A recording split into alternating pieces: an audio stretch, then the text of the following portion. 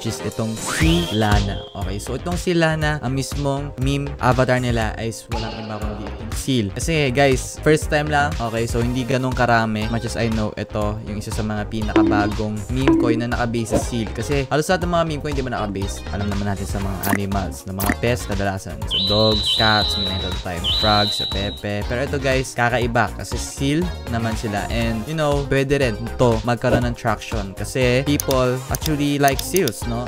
Some people find it adorable, okay, kasi they are termed as the dogs of the sea, di ba? So yun yung seals so parang dogs din sila. So ito yung si Lana, okay, chubby seal, okay, kita nyo naman, ayan yung avatar nila, okay, at ayan, nakalagay dito guys, yun, meron silang explanation dito, a big fat mess, yan mababasa natin. So yun lang talaga yan, pero huwag na natin pakomplikahin masyado, okay. So meme coin is like a meme casino, no? Super degenerate, parang gambling, okay. So we never know if sino yung magbo-blow up sa hindi, no? Pero based sa intel natin guys, ito si Lana, may chance siya na sumabog kasi yung mga meme coin na feature natin ng mga nakaraan talaga sumabog din. So ito yung pinakabago na nakita natin na may chance. So if I were you, itong si Lana, better keep your eye on this project kasi this can blow up soon, okay. So itong si Lana, 1 sol is equal to 6,900 seal token at meron na silang na-raise na $268,000, okay. So mura-mura pa, okay, sobrang bago pa lang, konti pa lang na-raise nila. Huwag nyong hintayin na umabot na to ng $20 million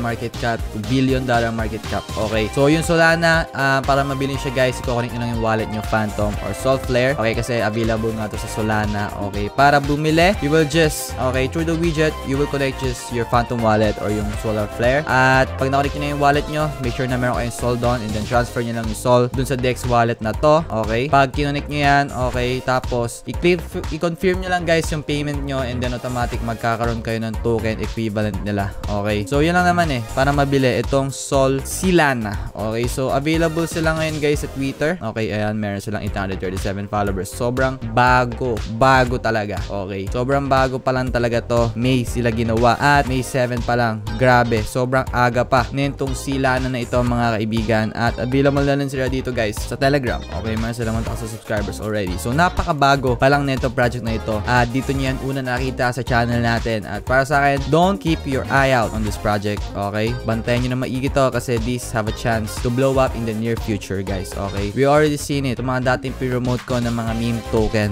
okay. Di pala pinromote, hindi naman natin tayo nagpo-promote dito, I mean mga meme token na na-feature natin sa channel natin na may mga chance talaga mag-blow up. So itong si Lana, okay guys, this is my alpha call for each one of you guys, okay. Huwag nyo kakalimutan na i-check ito palagi, okay. So dito na siguro guys magtatapos yung ating video, short and quick alpha call lang tayo dito sa pinakabagong meme coin na nakita natin, si Lana, okay guys. Dito na magtatapos yung ating video, okay. Babalik ako sa inyo guys soon kapag meron tayong mga bagong intel na, okay. So yan.